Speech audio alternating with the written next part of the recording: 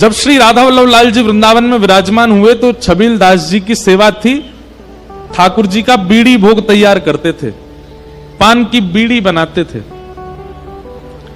और लता कुंजों में बैठ करके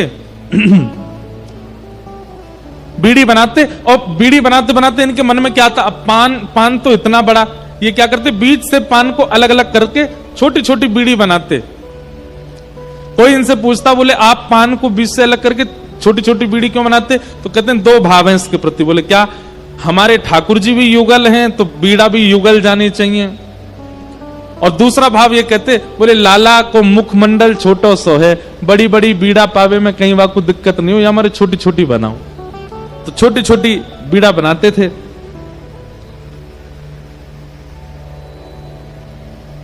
लेकिन जब बीड़ी बनाते थे तो मन में इनके भाव आता था कि पता नहीं श्री ठाकुर जी हमेशा चांदी के पात्र में बीड़ी भर के मैं धर आता हूं मंदिर में, कभी ऐसा सौभाग्य मिलेगा कि मैं बीड़ी बनाऊं और ठाकुर जी मुंह खोल के मेरे सामने बैठ जाएं, वो मोते कहें ले चल अपने हाथ से मुझे पवा दे। तो जब बीड़ी सेवा करते थे तो मन में ये उनके चिंतन चलता रहता था कि कभी ऐसा दिन आएगा कि नंद नंदन श्याम सुंदर सामने बैठे और बैठ के अपना छोटा सा मुख खोल के मुंह से कहें कि मुंह को बीड़ी पवाए थे।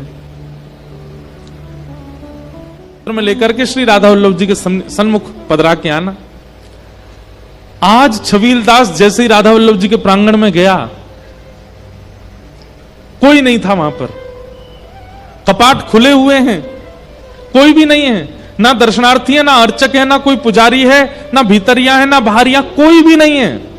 और कपाट खुले हैं और सिंहासन पर भी कोई नहीं बैठा है। छबील दास तो देख करके बड़ा भयभीत हो गया। बोले जे कैसी लीला है रही है भैया, मंदिर में भी कोई ना है और कोई ना घूम रहा ना डोल रहा, और ठाकुर जी के सिंहासन पर भी ठाकुर जी नहीं है।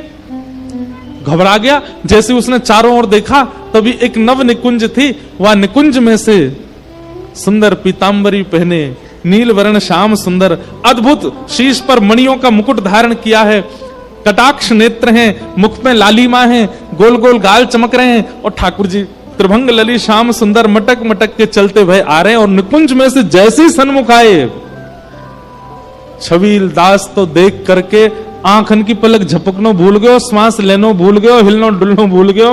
वो तो यो भूल गयो मैं कौन हूं, मेरो नाम का याददाश्त चली गई बाकी।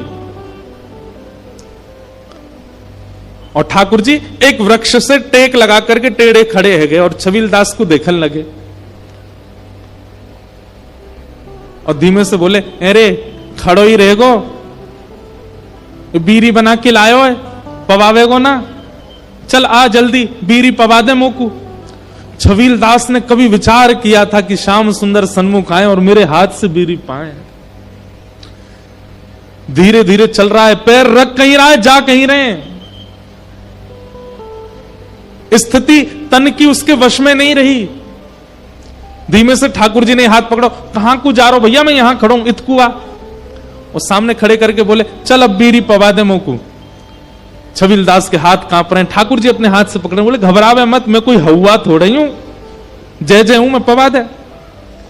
जैसे छबील दास ने बीड़ी लेकर के ठाकुर जी को पाई, ठाकुर जी ने पूरी नहीं पाई, नेक बीड़ी लेकर के अपने कोमल मोतीन जैसे दांतन से नेक बीड़ी खाए के और अपने हाथ से बची हुई बीड़ी पकड़ के छबील दास के मुख में